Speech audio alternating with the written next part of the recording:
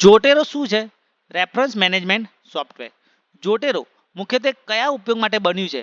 પુસ્તકો અને રેફરન્સને મેનેજ કરવા માટે. જોટેરો કયા પ્રકારનું સોફ્ટવેર છે? Open source. જોટેરો કઈ બ્રાઉઝર એક્સટેન્શન સાથે કામ કરે છે? Chrome, Firefox, safari. જોટેરો કયા પ્રકારની ફાઇલને સ્ટોર કરી શકે છે? પીડીએફ. જોટેરોમાં રેફરન્સ કઈ રીતે કલેક્ટ થાય છે? બ્રાઉઝર કનેક્ટર દ્વારા. જોટેરોમાં રેફરન્સ એક્સપોર્ટ કરવા માટે કયા ફોર્મેટ ઉપલબ્ધ છે? એપીએ, એમએલએ અને ચિકાગો. જોટેરોમાં ગ્રુપ લાઇબ્રેરીનો ઉપયોગ શેના માટે થાય છે? રેફરન્સને શેર કરવા માટે. જોટેરો સિંક્રોનાઇઝ સુવિધા દ્વારા શું થાય છે? રેફરન્સ ઓનલાઈન સંગ્રહ કરી શકાય છે. જોટેરો કયા વર્ડ પ્રોસેસર સાથે ઇન્ટિગ્રેટ થાય છે? MS Word. Zotero standard loan application શું કરે છે? ઓફલાઈન રેફરન્સને મેનેજ કરે છે. જોટેરોમાં સાઇટેશન સ્ટાઇલ બદલવા માટે શું કરવાનું? સાઇટે સ્ટાઇલ મેનેજર.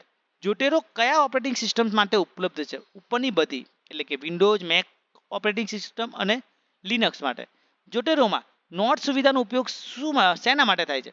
રેફરન્સ સાથે એડિશનલ કોમેન્ટ્સ લખવા માટે. જોટેરો લાઇબ્રેરીનું બેકઅપ કઈ એવી રીતે લેવાય છે? એક્સપોર્ટ લાઇબ્રેરી દ્વારા. જોટેરો કયા સાઇટેશન સ્ટાઇલ્સને સપોર્ટ કરે છે? હજારો સાઇટેશન સ્ટાઇલ. જોટેરો કનેક્ટરનો મુખ્ય હેતુ શું છે? ડાયરેક્ટ રેફરન્સને સેવ કરવા માટે. જોટેરોમાં ડુપ્લિકેટ રેફરન્સ કેવી રીતે શોધી શકાય? ડુપ્લિકેટ આઇટમ્સ ફીચર્સ દ્વારા. જોટેરોમાં બિબ્લિયોગ્રાફી કેવી રીતે બનાવાય? ડ્રેગ અને ડ્રોપ રેફરન્સ દ્વારા. જોટેરોનો વિકલ્પ કયા ટૂલ્સ છે? એન્ડનોટ, મેન્ડલી અને જેપરેફ.